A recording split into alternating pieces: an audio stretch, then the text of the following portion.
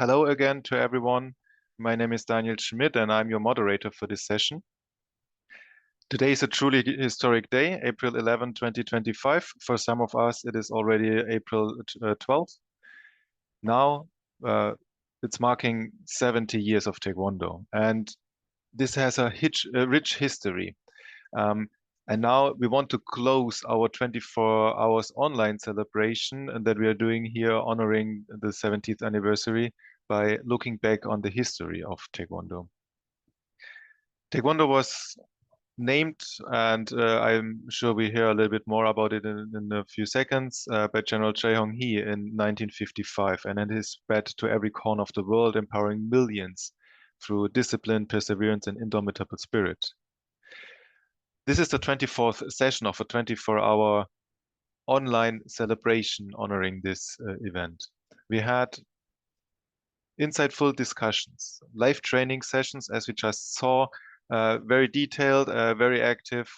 We have heard stories. We have learned things that we could maybe not have thought of that we could learn them.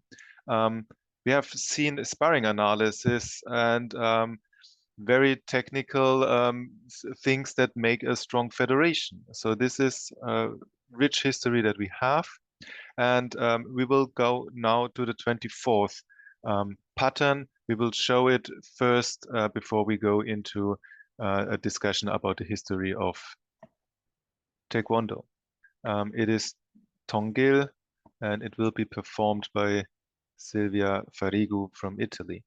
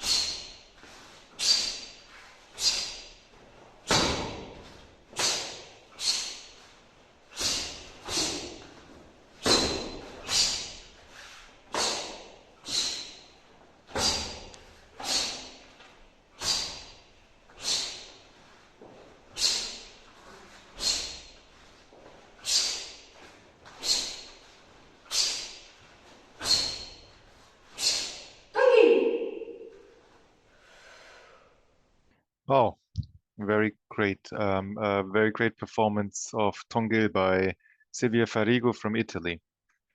It is the last pattern. Most of you know it has a deep meaning, symbolizing the reunification of the Koreas, and it refers to the history that we have. In our last session today, we have a pre-recorded interview with Grand Master George Vitale. He's also in the meeting at the moment, and most likely he will be able to answer some questions in the end if there is an urgent need. We did a pre-recording to have it sure and clear and a little bit edited. So for various reasons, we did this.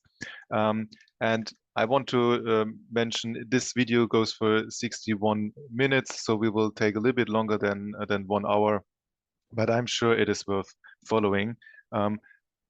Before we start, I want to mention one or two things about Grandmaster George Vitale that you can read on Wikipedia. So he is he was inducted into the Taekwondo Hall of Fame. He has a 9th-degree black belt, and he has a PhD in, I'm not entirely sure what it is. It's sports, physical education, sports science. And you will see immediately when we start the interview that this is something that you cannot miss. Okay, now I've teased enough. I will hand over to the interview. So, welcome, Grand Master Vitale. It is very, very kind of you to join us for a conversation marking the 70th anniversary of the naming of Taekwondo by General Choi Hyung-hee on the 11th of April. 1955, of course, and 70 years brings us to this year, 2025. For anyone who's not in the know, you'll certainly find Grandmaster Vitale if you go looking online. He's been very, very vocal and very, I suppose, discursive in all matters relating to the history of Taekwondo and how things have taken shape over that 70-year period. You've done your own professional study, I suppose, in your doctorate, very much in the history of Taekwondo. And I can think of no better person to talk to us on this day about how we've gone from where we were to where we are now. So, Grandmaster Vitale, welcome from New York City, and very kind of you to join us here today. Thank you so much for this very kind invitation and your overly kind words. Hopefully, I'll be able to deliver expectations, so when people turn in to this, they can find something of value. Well, without sharing the information, it's like a farmer who harvests crop, puts it in his barn, and they rot. So, I didn't make up any of this information. I searched for it. I was blessed with the opportunity to have many key figures share this information with me. So not only is it my sincere pleasure to share it, but I look at it as a solemn obligation. It's something I really am required to do. So again, thank you for giving me this opportunity and presenting this platform. So let's jump right back to that very, very beginning step, the naming of Taekwondo in 1955 by General Choi and others. And how did that vision that General Choi had of what Taekwondo could be as a distinct Korean martial art, and how did the naming of it play into the initial early identity of Taekwondo, do you think? Okay, excellent question. And a couple words jumped out at me. Vision is a very important concept, and distinct, right? Distinct identity. So knowing that, I'm really glad that you use those words, because he truly was a visionary. He was a man ahead of his time.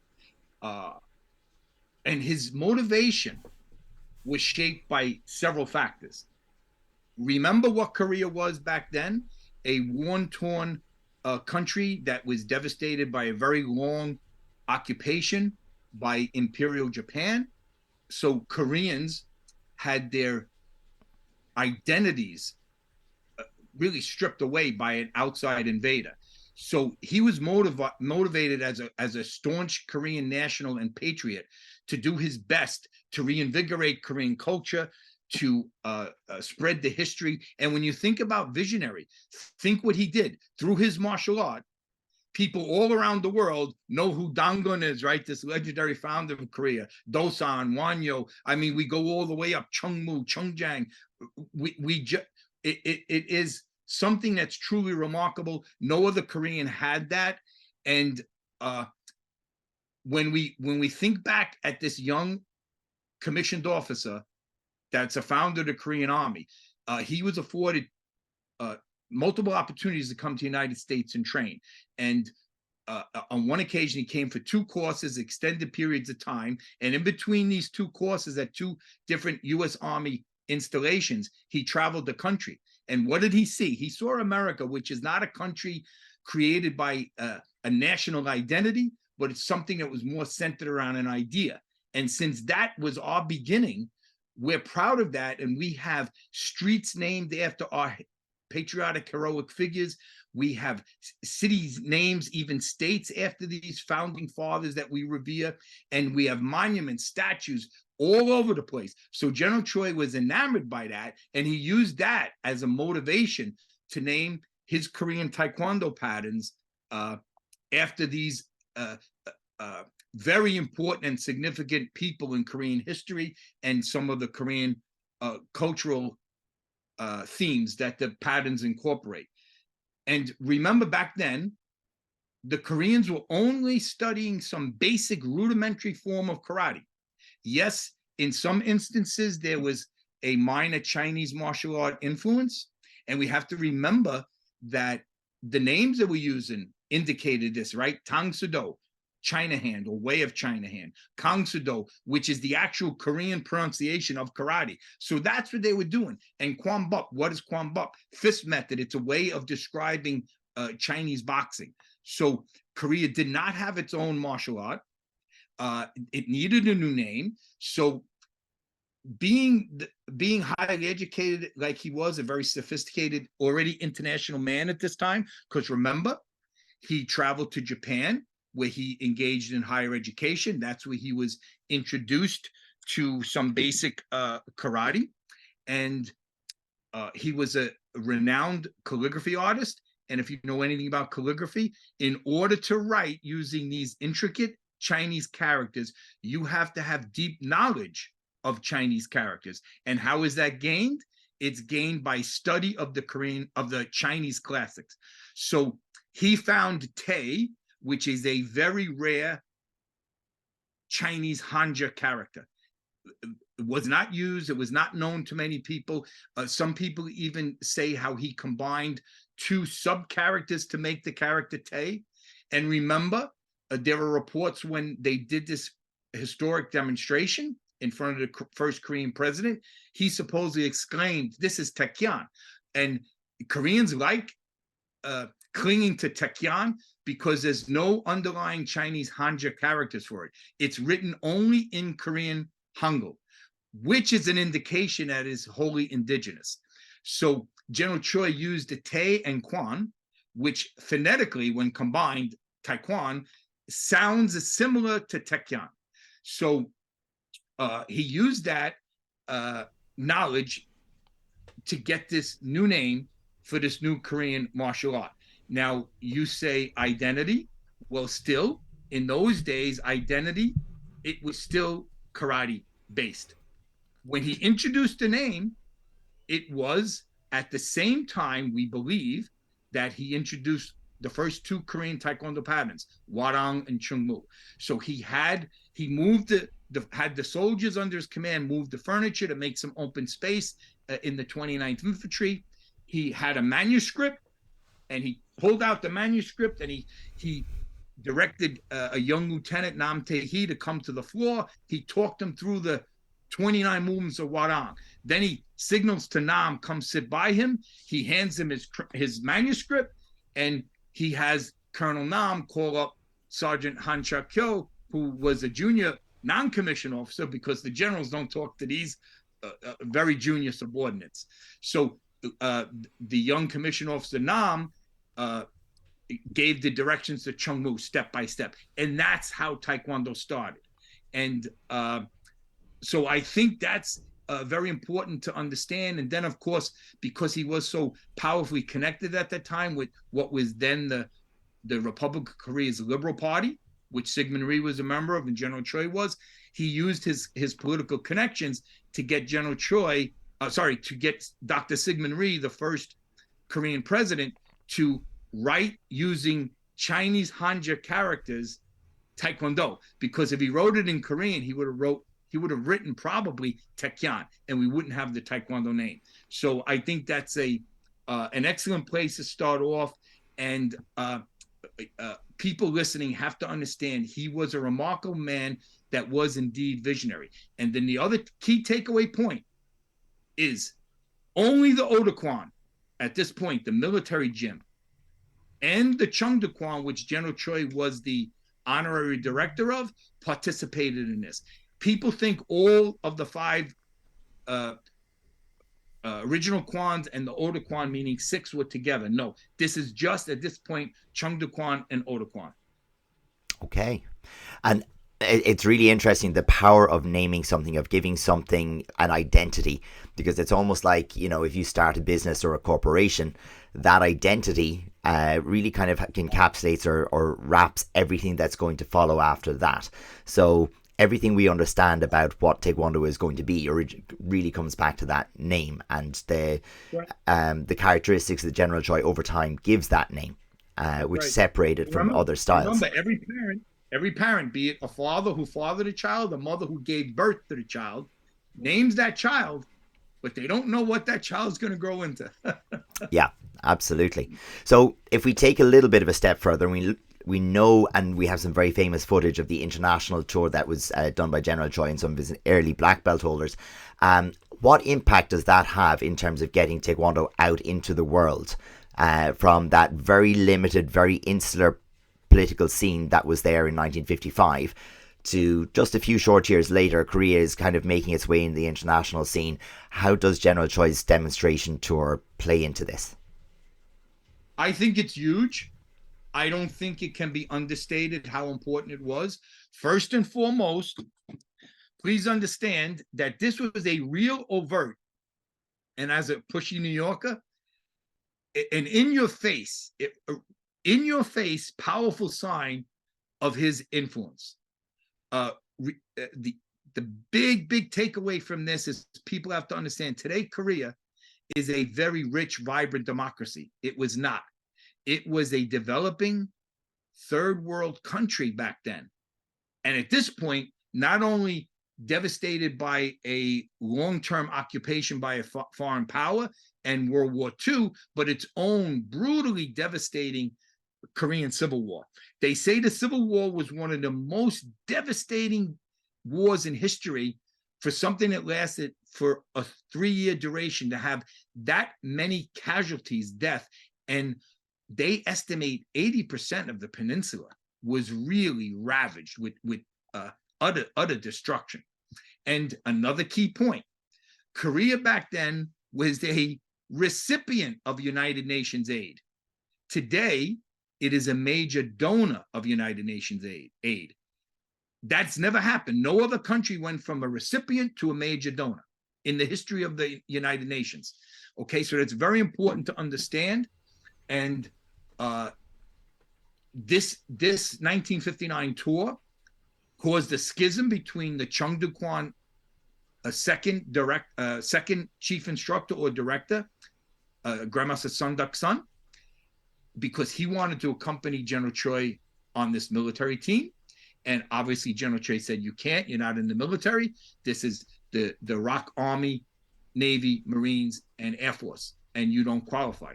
And Sun Duck-sun has this very public battle. He pays for a notice to be placed in a newspaper, removing General Choi's honorary title, canceling his, I don't know, it was a 4th degree honorary rank, which we don't really know what that means. And he kicked out three of the most influential people in the Chung Do-kwon, all of whom played pivotal roles not only in ITF Taekwondo and General Choi's Taekwondo, but also in what would become Kukiwon or WTF Sport or Olympic Sport Taekwondo. So Grandmaster Sun Duck-sun is the one who's marginalized, and this all stems from this 1959 tour to what was then South Vietnam, which became a founding member of the ITF just 7 years later, and of course Taiwan.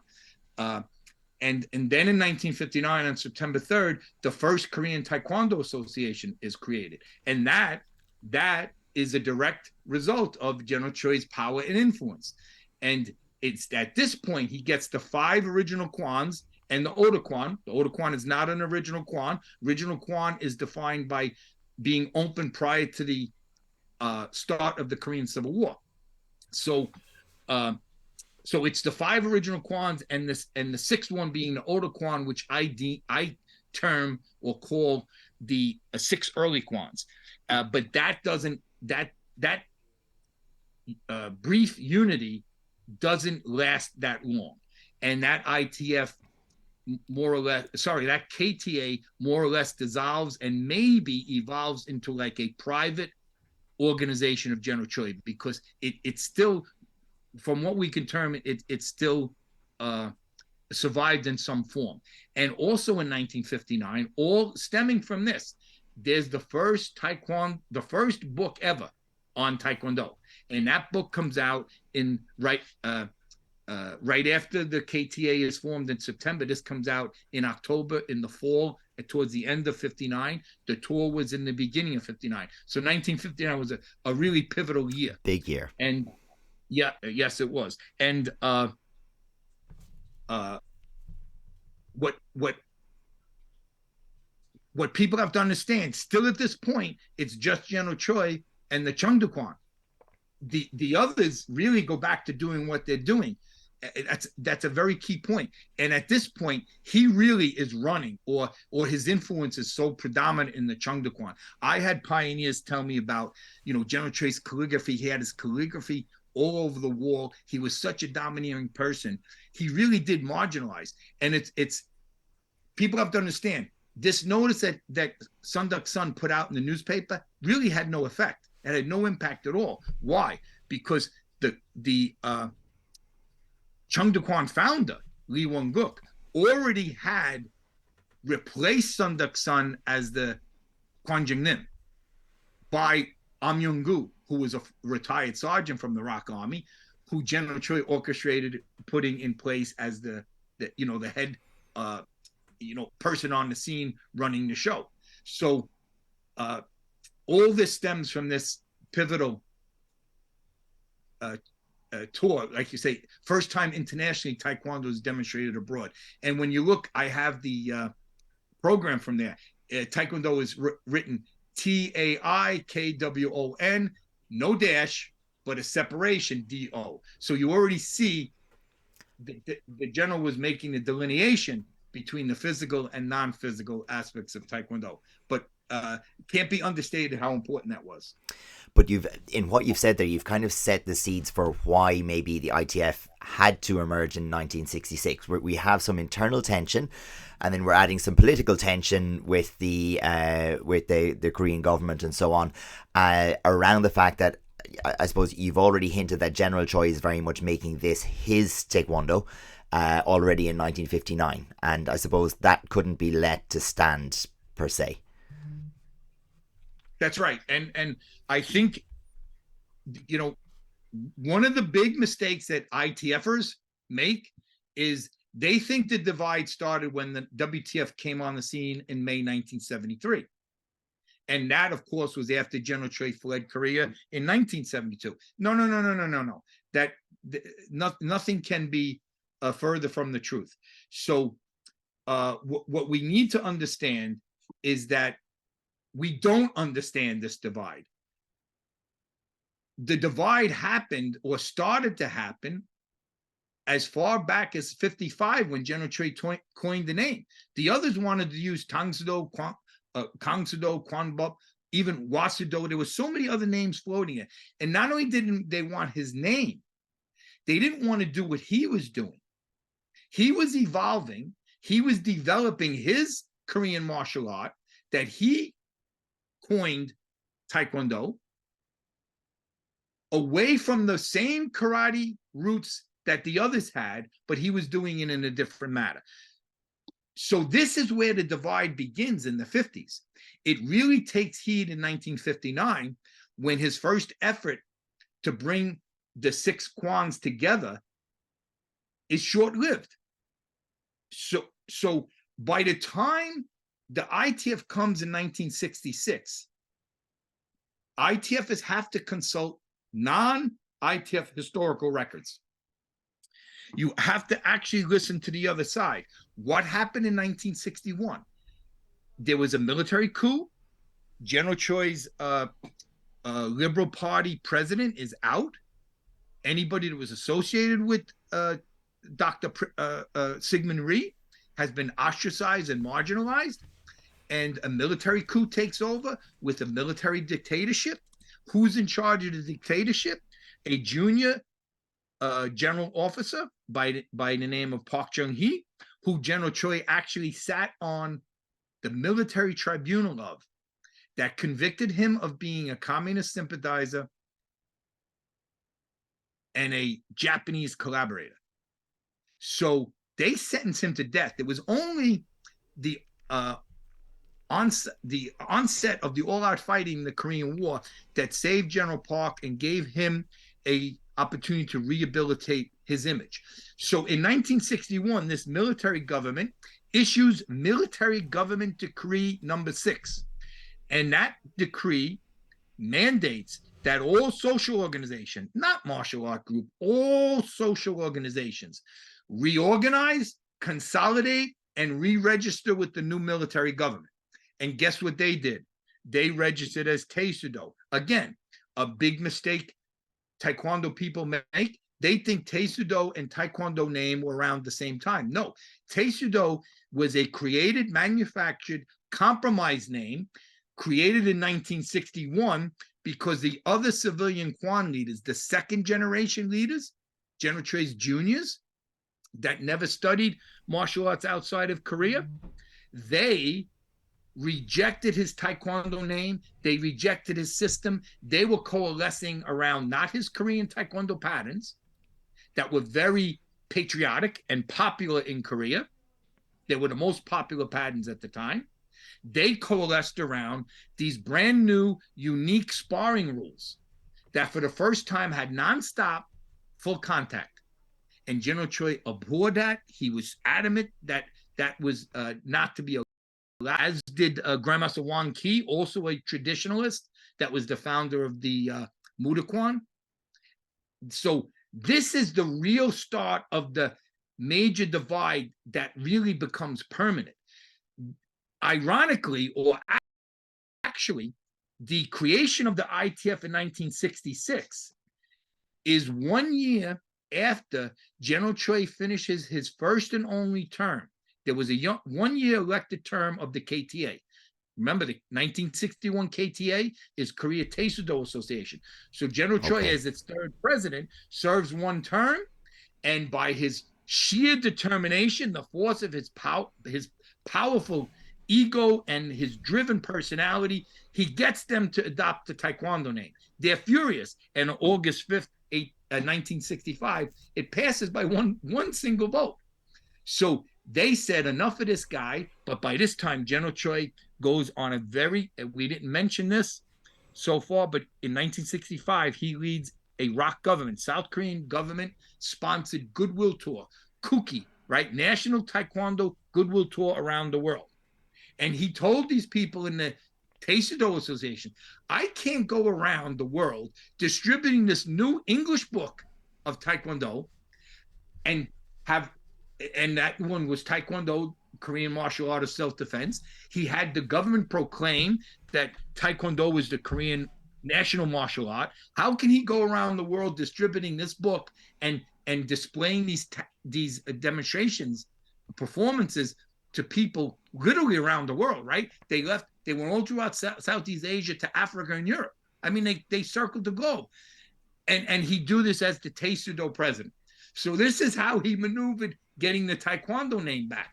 So when his first term ended, there was a vote of no confidence, and they pushed him out. And one of the things that they say in their records, that's why you have to consult their historical documents, they say they promised they would support him with this international group. Now, this is just me speculating. They're focusing nationally, domestically on the KTA. This is the group that's registered with the government to act on Taekwondo inside of Korea. General Choi already had an international base, and he had people to sponsor people. So they kind of said, let's get him out of the national domestic scene, and he'll focus on this ITF and international matters. Little did they know that this would cause another great rift, because who is responsible for dispatching Korean instructors abroad? The KTA. Who did it? The general. Why did he do it? Well, the military government. All of these people running the government were his partners or subordinates, his friends. So he would use his political connections to get Koreans issued passports. You know, I have an Irish passport. You have an Irish passport. Mm-hmm. Any Irishman can go get a passport. In America, any American can go get a passport. In Korea, you couldn't, if you were Korean, you couldn't get a passport unless you had a reason to travel abroad and permission to travel abroad. This caused a big, big schism between the KTA and ITF. So now this schism, this divide is permanent. It's never going to go away. So understanding this, the domestic infighting, but now getting back to your question, when he forms the ITF, what does he want to do? He wants to build an international training center, and he wants to host the first World Championships of Taekwondo in Korea. this is the international, this is the blueprint, so the schematic, the Wow. drawing of what he wanted to do. And if you can see somewhere on the type, he wants to host in 1970 the first Taekwondo World Championships. And we know this takes place prior to 1968. Why? This is the first magazine ever on Taekwondo. It's January 1969. So back then, no internet, right? No instant publication. So this had to be, if it's going to come out in January, it had to be put to the press, right? Put to bed with the typeset set and the printing done to be disseminated in by January of 1969. So this is, again, going back to that first word you used, visionary. This man is brilliant. He is brilliant. And also, at this point, there's struggle going on because who issues Dan certificates is extremely important. Why? Revenue. Every agency, every organization needs revenue to exist. Without revenue, it simply cannot exist. So the Kwans used to do the certification. Now the KTA was doing it. Soon that would become a function of the Kukiwan. And those are the certificates that the WTF requires. Some Korean pioneers in the United States, the older first wave that came over, I hate even to say this, but they have a very derogatory term they use for the Kukiwan. They call it a printing press because it's all about, certificates. And let me tell you, back then, there was all kinds of games and shenanigans going on with certification. And you know what? General Choi was just as guilty. We think he was a second degree in karate. There's no proof of that. We believe he had some honorary fourth degree. We don't know what that means. We believe he wanted a sixth degree in 1959 so he could be publicized and advertised as the sixth degree team leader, outranking everybody else. We know that the WTF people went from first degree to seventh degree, first degree to fourth degree. We know some went from first degree to ninth degree. Again, I don't mean to be derogatory. I'm just being trying to be informative, giving the idea, the illustration of what was going on. General Choi would go to Europe. He would get karate guys in Germany. He would give a seminar and say, okay, now you're fourth degree Taekwondo. My teacher from Gwangju in South Korea was a X-ray technician in Germany, West Germany at the time. And he was approached because there was some articles in the paper. He's teaching Korean martial art. He was Mudokwan. The embassy or consulate, I don't know what was closer to where he was located. They approached him and they got him to enroll in the ITF and issue ITF certificates. That's how I became ITF from the beginning. So, was my teacher ITF? No, but now he's an ITF Dan holder. So this is what they did. This is, I guess, quite common. It's natural in the growing phases. We would say it was common to hear and read in the old martial art magazines in the 60s and 70s that the trip from Korea was so long, they left as first and second and third degrees, and they arrived in America or in Europe as fifth, sixth, and seventh degrees. The Japanese martial artists used to always say, "Oh, rank inflation." So this important, and I think, I wouldn't, in the 1966 ITF, I wouldn't use the term global governance. I think it's more important to use the term global dissemination, because they weren't really governing. Do what you want, do it under our umbrella, but help us to disseminate. So I think that's a more appropriate term to look at. But that's why the ITF was so important, because there are really pivotal figures that take the three-month instructor course in Korea. And if they do well, they are deployed abroad on teaching assignments. So the ITF played a critical role in the global dissemination. Later on, as we approach how standardized we got, then the governance part really comes in. So maybe we can just touch briefly on the next phase where those cracks continue to disseminate, and we end up with the eventual relocation of the ITF to Canada in 1972. So what has brought us to that stage, and then what does that do for General Choi's ITF? Okay, as I touched upon, what was going on in Korea from 55 with General Choi's favorable standing in the Liberal Party under Dr. Syngman Rhee, the first president, and then his falling out of favor with the military coup and the military dictator. And remember, General Choi was promised a promotion to 3-star lieutenant general. It was already approved and went through channels. They even had a plaque made up with the 3 stars on it to present to the general at a party celebrating his promotion. And Park Chung-hee canceled that promotion, blocked it, and pushed General Choi out of the military. Now, you have to understand, nobody can understand the history of Taekwondo without understanding the context of the political times that this development took place in. So, you have a military dictator that comes in. People literally disappear. Some flee, or some are made to disappear. Others, like General Choi and another General Choi Duk-sun, I forget the exact pronunciation, but another General Choi, and you'll see him as a permanent advisor in General Choi's books. He gets sent to Germany, West Germany, as ambassador. That's how General Choi gets to do the goodwill tour. He was foreign minister. He was the ambassador to Vietnam. He was such a powerful and influential person. He helped General Choi do this maneuvering. But he and General Choi Hung-hee, Taekwondo general, is forced out of the military. And what are they? They're sent out of the country, not banished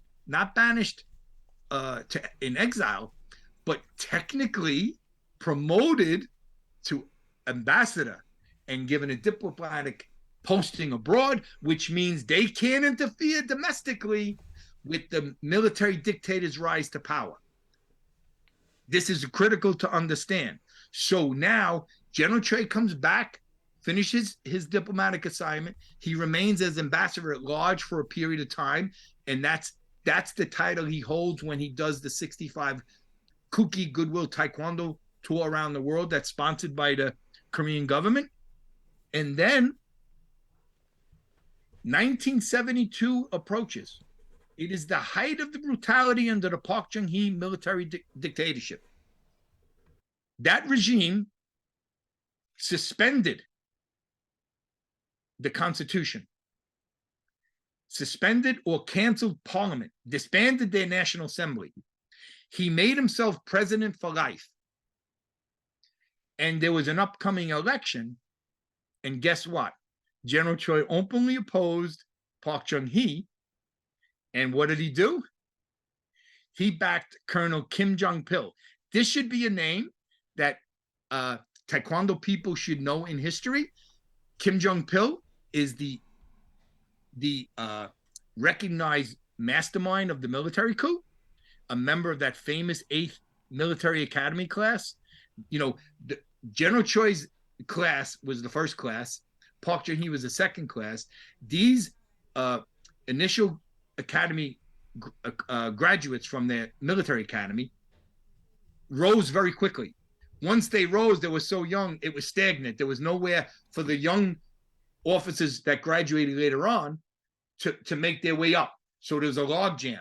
So Kim Jong-pil was the mastermind behind the coup. He was also the founder of the infamous KCIA. And guess what General Choi did? He named him the first honorary president of the ITF when it was formed in 1966. He presents him, issues a honorary 6th degree to him, and backs his presidency. And once General Choi did that, he sealed his political fate, and There was no way he could stay in Korea. He didn't tell anybody but his wife. And on a scheduled trip abroad, was supposed to be about 2 weeks, he leaves, eventually goes to Canada, seeks exile, refugee status. It's granted. And that's how ITF becomes headquartered in Toronto. What does the regime do? They keep his entire family hostage. So you've heard of the name Grand Master Jun Rhee. Jun Rhee is the recognized father of Taekwondo in America. He had very good connections through somebody that I interviewed, Grandmaster Jun Rhee, and one of his early top students, Jose Cookie Reyes from the Dominican Republic. Grandmaster Reyes was a student in Texas at a university in Texas, met Jun Rhee, they became friends, and because he was from a poor country, Dominican Republic, and his family was of some affluence, he was able to study abroad in America. So when he went home, he got a good job. He actually worked in the U.S. Embassy or consulate in his home country. And through this connection, Jun Rhee got General Choi's wife and one of his daughters out. And the speculation is that the Korean government was trying to send a message to General Choi. No, we're not mad at you. You can come back to Korea. Look, we let your wife and one of your daughters out. General Choi would say how the Korean government would send people to his house in Canada, offer him any ambassadorship he wanted, or the position of foreign minister or foreign secretary, which is like in the United States, we would call Secretary of State. And General Choi called their bluff and didn't let him out, didn't go back. And of course, they retained as a hostage his other daughter and his only son. Eventually, we believe that the government let them out because it was clear General Choi wasn't coming back, and they didn't want to make an orphan situation. So the general's son told me one day the agent showed up and said, pack their bags immediately, and they're leaving to go to Canada. So once General Choi's in Toronto, people think, oh, they made the ITF, the WTF. No, when Dr. Kim Won-young became the 6th president of the KTA in January 1971, he was either going to take control of the ITF and marginalize or push General Choi out, or he would create his own international branch. That was his vision. They already made it a national sport, and he had the dictator proclaim Kuki Taekwondo, the national sport, when General Park Chung-hee, the dictator, penned in Korean Hangul Kuki Taekwondo. And he wanted to internationalize it. And in order to internationalize it, you need not the KTA, you need an international group. So he assumed he would just co-opt the ITF's platform. But General Choi beat him by moving to Canada. The ITF Congress voted unanimously to relocate to Canada. And that's the story of the how and why that happened. But now, you know, the ITF becomes broken. It becomes this ridiculously impotent, weak, poor gathering, like an association of a couple of Korean masters. General Choi and others say there was only about 10 or a dozen Koreans left at this point. So what does General Choi do? He wants to return to South Korea because on October 26, 1979, ironically, the day that An Chung-gun, Lieutenant General An Chung-gun from Chung-gun-to, assassinated Hirobumi Ito, that's the day that the KCIA director shot and killed Park Chung-hee, the military dictator, after 18 and a half years of dictatorial reign. So General Choi's in Argentina. The Korean embassy sends word to them. They're celebrating at the dinner. And they think, now we can go back to Korea. And General Choi says, we're going to go back to Korea, but we're going to go not only to the southern half, but the northern half. Of course, a new military coup takes over. This guy's worse than Park Chung-hee in many ways, because Park Chung-hee at least created the economic miracle that South Korea is today. His predecessor, Chung Do-won, did none of that, even did things that really hurt their economy. And when he was forced out of office, him and his successor were actually sentenced to death by the Korean judicial system for crimes against the Korean people. And ironically, Kim Dae-jung, the second civilian elected president, who General Choi strongly supported, pardoned these people. Didn't pardon them. I think he commuted their death sentences. So this is what's going on. So General Choi thinks he's going to go back to both halves of Korea because now he's a Canadian citizen. His top instructors around the world. You heard of Grand Master Ricky Ha, also the father of Taekwondo in Ireland, right? He's got a British passport, right? The Americans have, like Suk Jung Kim, have American passports. They're not barred from going to North Korea. So he's going to go both. And everybody, so yeah, we're going to do that. But when the new South Korean dictatorship barred them from coming in, he said, okay, we're only going to North Korea. And many of the South Korean instructors that previously agreed to go to both said, we can't go to the North. Because remember, it's not only against the law for a South Korean to go to North Korea. You face the death penalty. Now, of course, these Koreans were Canadians, British subjects, or American citizens, or whatever, as their new adopted homeland passports indicated. But their families back home would face tremendous, tremendous hardship. So a bunch of them didn't go, and only a few did accompany General Choi. And when he went there, what did he do? He was no longer a communist sympathizer, because remember, by this time, the ITF already was introducing Taekwondo to communist countries. He's now considered an outright traitor who committed treason by going to the North. But going to the North, what did he do? He got hundreds of Korean instructors that could now be disseminated around the world to assist the ITF in its continuing global dissemination expansion, and at the same time, all trained under General Choi specifically with the standard he wanted everybody. Nobody else prior to this can say that, because they all came up in their individual kwans. They were all essentially Korean karate doing Korean Taekwondo patterns. And guess how they were doing them? Karate style, right? So now, at this point, he has an army of Korean instructors that know how to follow instructions and do things to the letter of how it's being detailed. So that's the whole story about 72, and as we approach to when he introduced in September 1980 to North Korea. Okay, so and that does bridge that gap then to where we go from the initial strategy of just go wide, get it out there, get no matter who we have to use, we get that, we go wide, we get it to whatever country we can get it to, and whether it's one of the original Kwans, as you said, whether it's Tang-Soo-Do, Chung-Do Kwan, whatever it happens to be, as long as it's called Taekwondo and they're learning about Korea, this is good.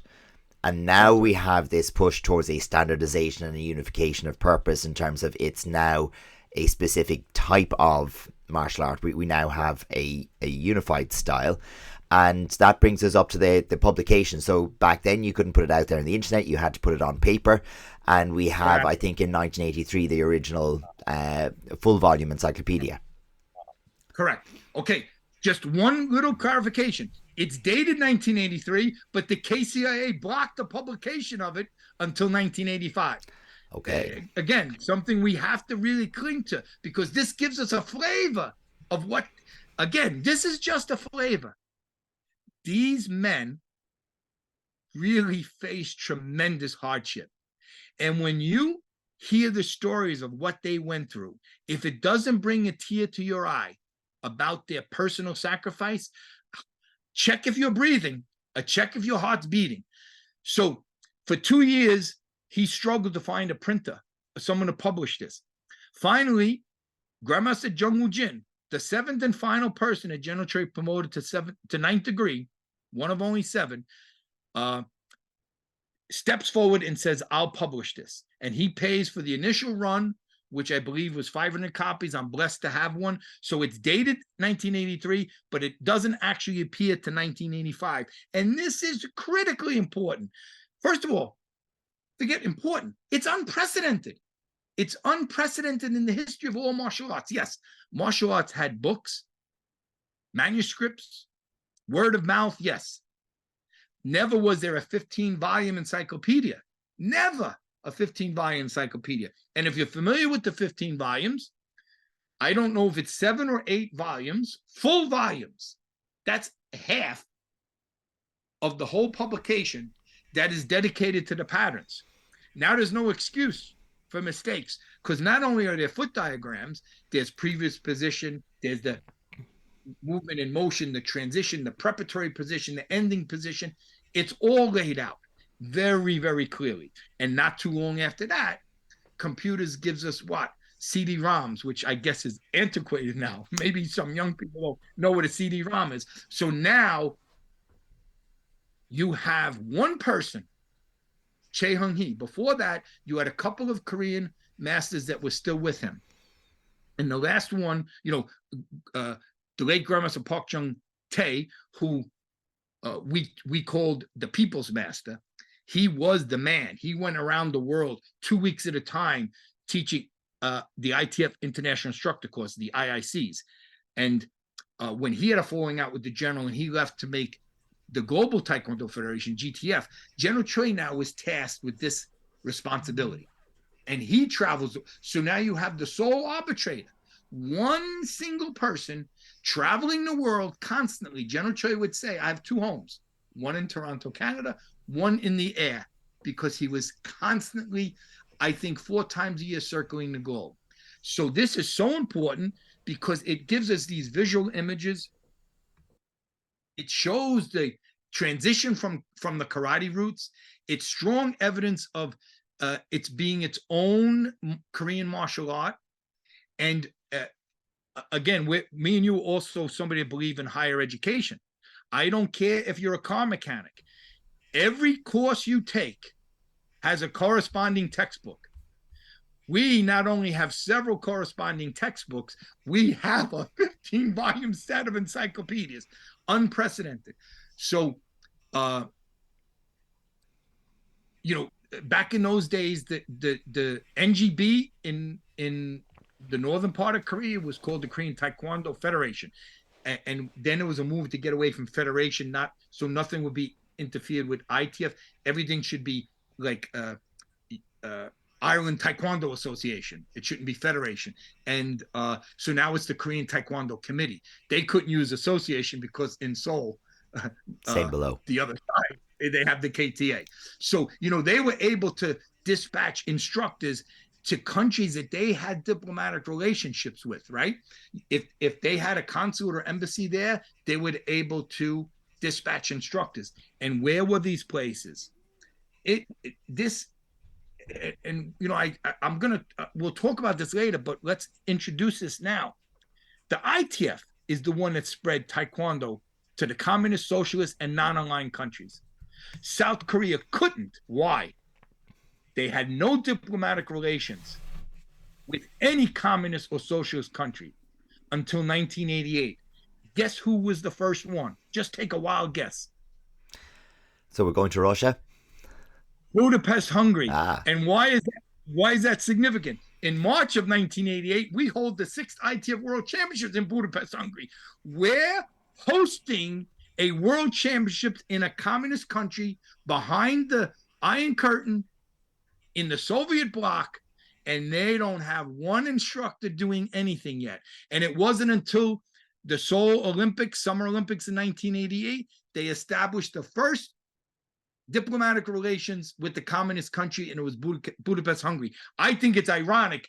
We're in there in March, and then, I don't know, August, September that year, they finally,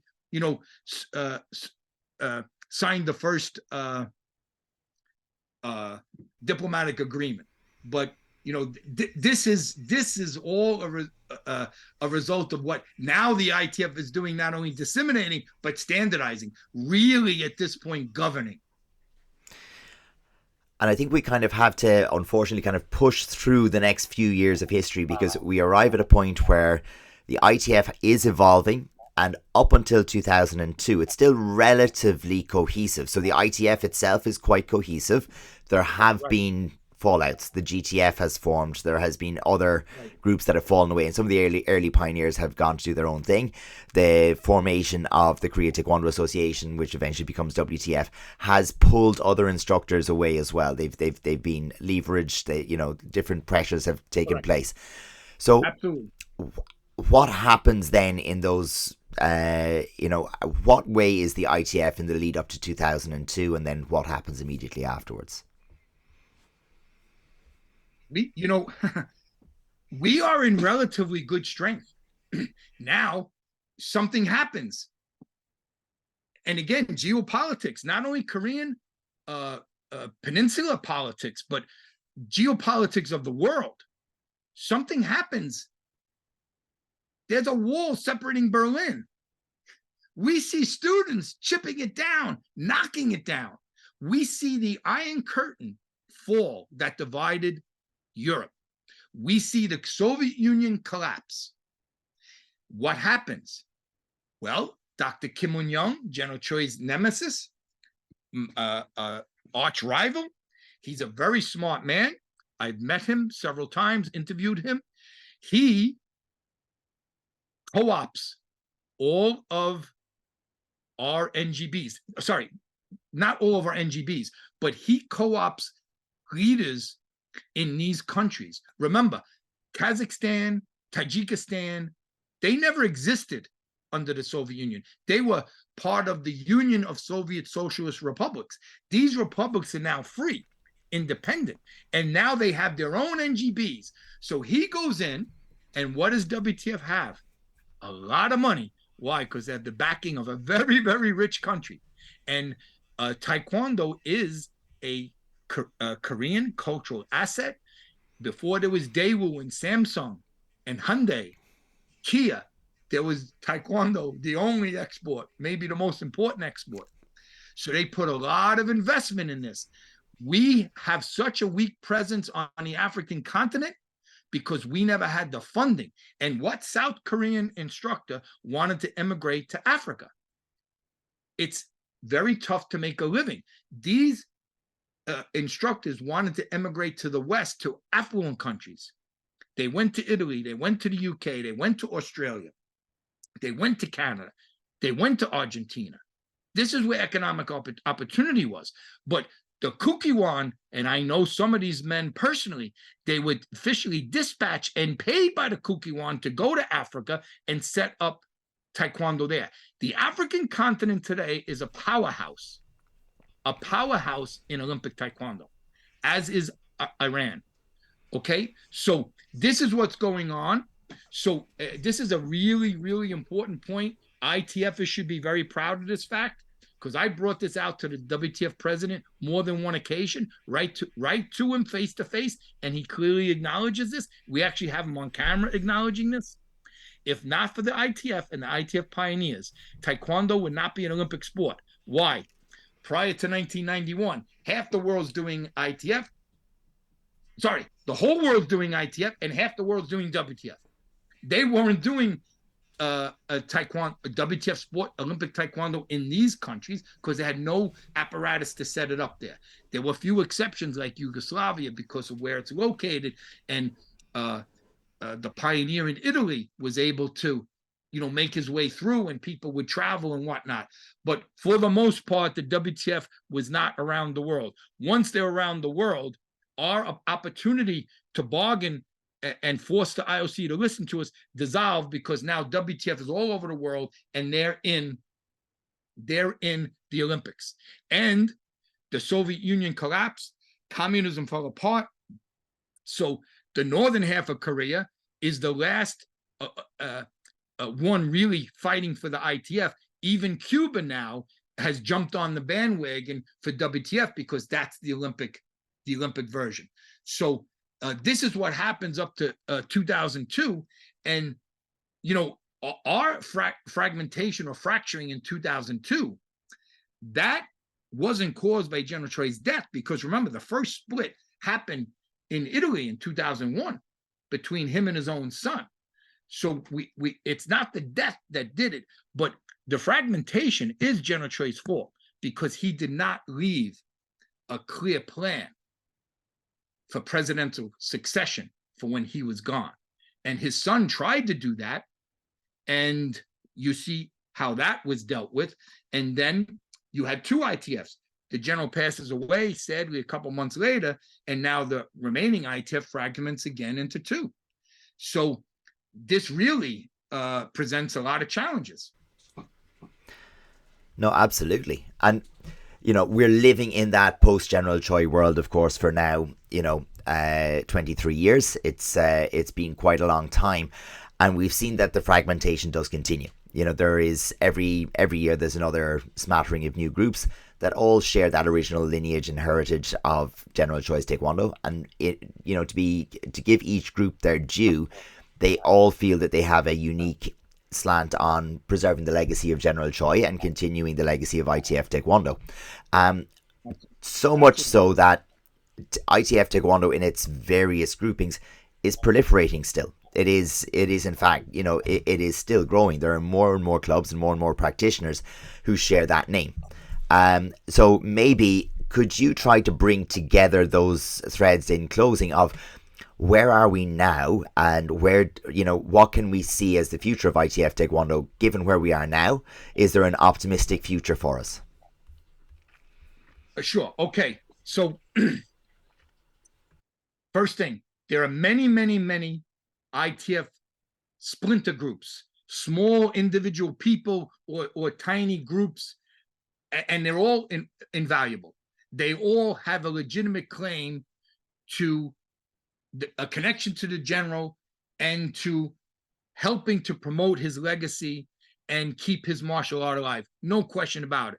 But we have to make clear, there are only 3 ITFs, and those 3 ITFs make their connection to General Choi in 2002, and then that split. So yes, we can have an unlimited number of ITF-like entities, but we need to limit it to just those 3. And one of the things that those 3 can do and should do is one ITF World Championship. And if the big 3 that I call them can make that become a reality, all of the others would say, hey, I have a World Championship that I can go to and do Chunji Dangun-Do-san, right? So I think that should be the goal. And grassroots, I equate the term grassroots, the word grassroots, with the younger generation. Okay, you have heard me say this to you in person and to the other leaders in Ireland. I applaud what your generation has done in Ireland because it is young, energetic people with their own vision. And, my generation is not only the dinosaurs, but we grew up in the West with this notion of, this Eastern fighting art. I'm going to be able to be a Superman and kick butt anywhere I go because I'm going to learn these new mysterious techniques. No.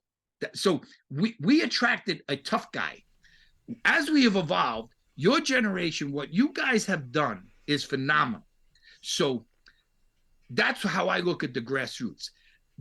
And also in Ireland, I think you do a very good job at honoring the seniors by giving them these nice positions that show them respect and reverence. But you guys do the dirty work. I've been at your tournaments where you take the screens out of the original boxes with the styrofoam cushioning. All right. So you have to be applauded by that, for that. And this is what we have to cling to. The younger generation don't care about the bickering from 2001, 2002. It is irrelevant. It's not important. It's crying over spilt milk. It's yesterday's news. What are we doing now? And what are we doing? Because when we're gone, or when your generation moves into the top leadership positions, the younger generation is going to ask you, Master Byrne, and maybe you'll be Grandmaster Byrne or Dr. Grandmaster Byrne or whatever. They're going to say to you, what did you do? What did you do to bridge this gap, to make connections, to build bridges?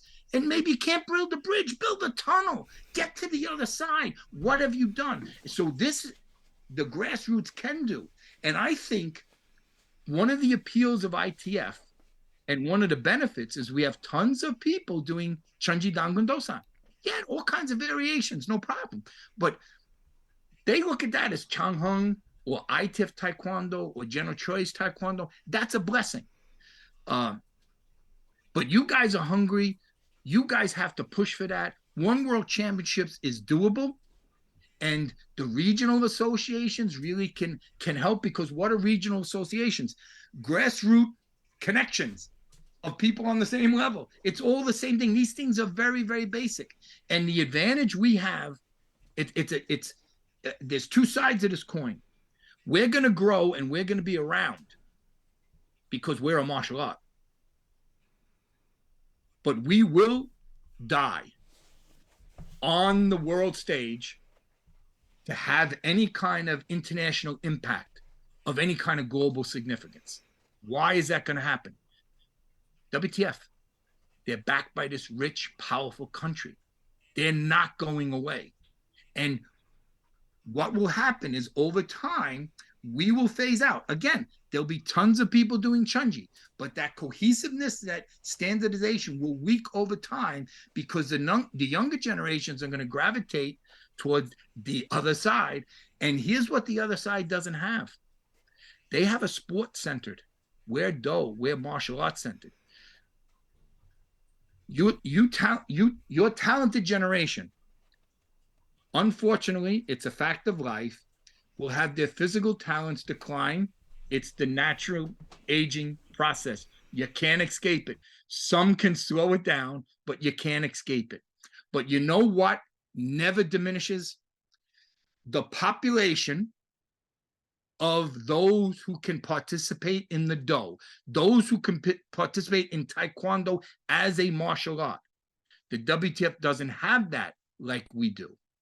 We don't age out of the Do. We age out of competition. We don't age out of the Do. They do. It's a self-fulfilling. If you just look at it from remember we said before, basic rudimentary karate, just look at basic things.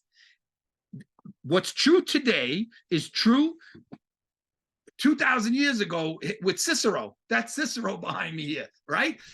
If it was true then, it's true today. If it's true today, it's true tomorrow. And it'll be true 2,000 years in the future. This is what people have to understand. True is true. And true is always true. So we will continue, and I don't mean anytime soon, 50, 75 years, ITF is going to fade with that global impact. And the WTF will still be there and it will grow. So what we have to do is find a pathway for that one world championship and to focus on the other aspects that center around the martial arts side. The Kukiwon is starting to do that, trying to, again, you think we're fragmented. In South Korea, KTA, Kukiwon, WTF is all fighting. And now there's the Taekwondo-Wan. You have to do an international instructor's course in the Taekwondo-Wan. I've been pushing this for years. They're now the fourth major player. They all fight for the same private donors, corporate sponsorship, and government support. Only the WT gets Olympic support, but they fight for those other financial backings. They're not going away. Our availability to match that is minuscule, and it will continue to fade. But what the Kukiwon is doing now is trying to refine or re-emphasize their martial arts beginning, because they've been aced out of the sports side, and they have a tremendous disadvantage because their university system is where they produce their Taekwondo leaders. And the curriculum is all sport-based. How to prevent injuries, how to help injuries heal, the best training methods, the most efficient, how does the player athlete peak? That's what it's all centered around. There is nothing about martial art. We have that. We never abandoned that. So that's how I think smart thinking should be focusing on, and your generation with the ones underneath you have to come up with a plan to move that forward. Because in my opinion, without that, the long-term survival is bleak. But we have great opportunity now, and I beg people to really cling on to that, because we don't know how long it'll be here and when it'll appear again, if it does. Well, I don't think we should go any further and finish on that really rather powerful message of potential hope.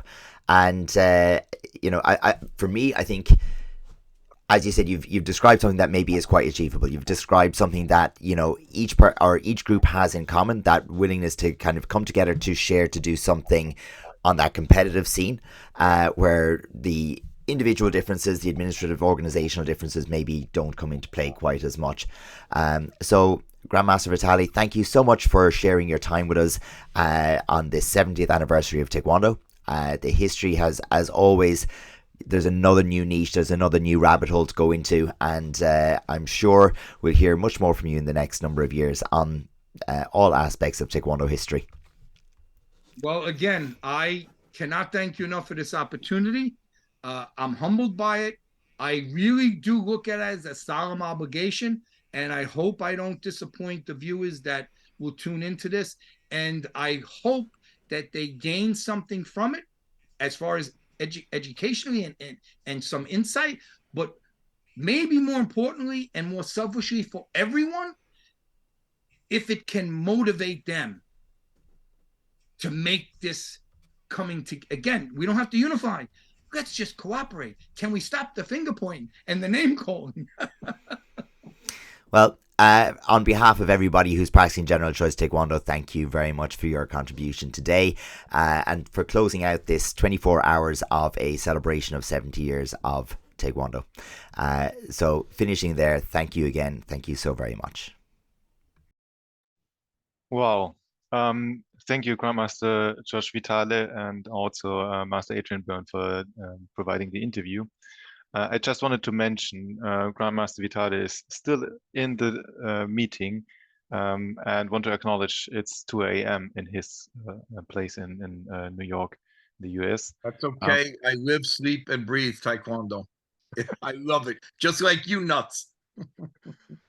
Grandmaster, it's such an honor to have here you. I cannot think of a more worthy 24th session celebrating 70 years of Taekwondo. We advertised it with something that bridges from the past to the present to the future. And in your interview, this is exactly what came across. There was a past and there will be a future. This is so inspiring. I have not seen so many people just watching, following, being capsulated by this excellent interview. You gave us a lot to think about, and I'm sure we will think about it. Well, thank you. Thank you for your kind words.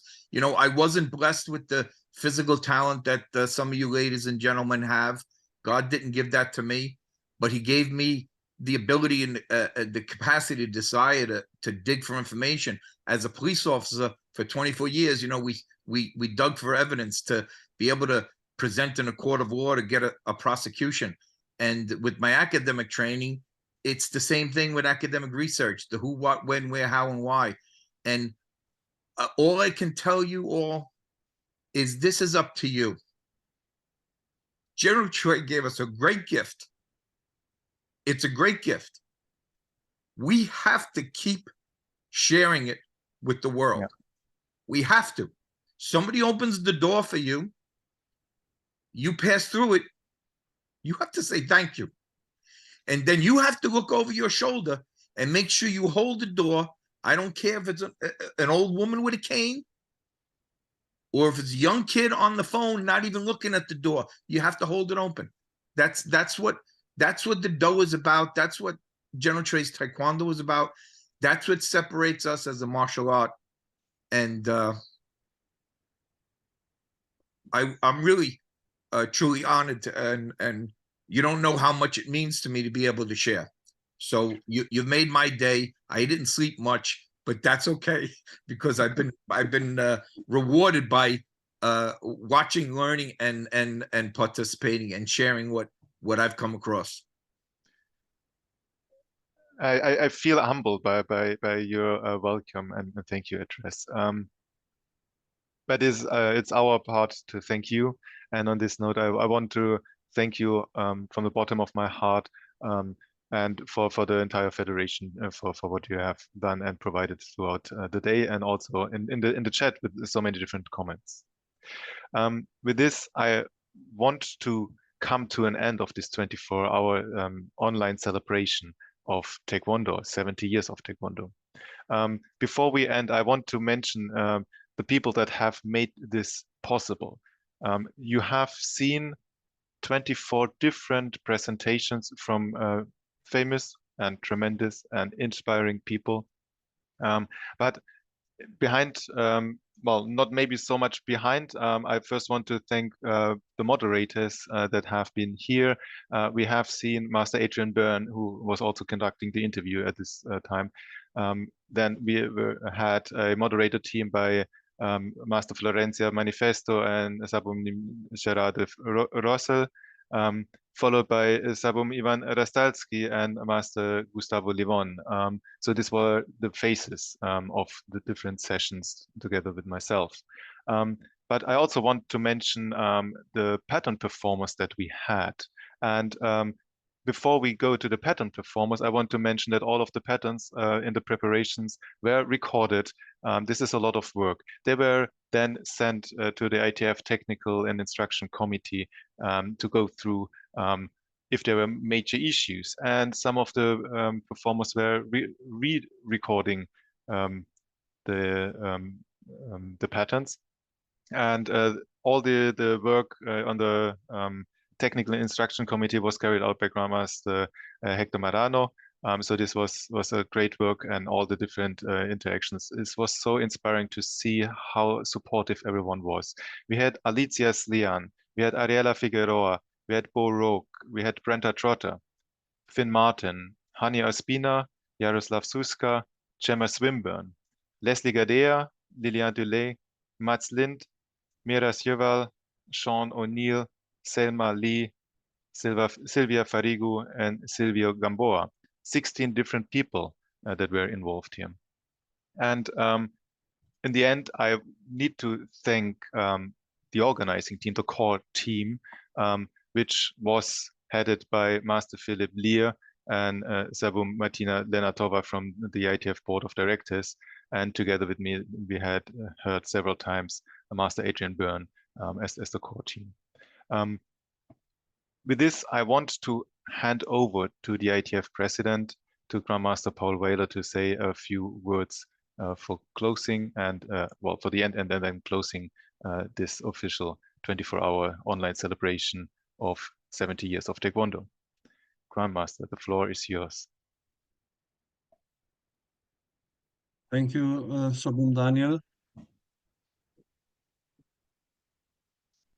I'm very careful with superlatives.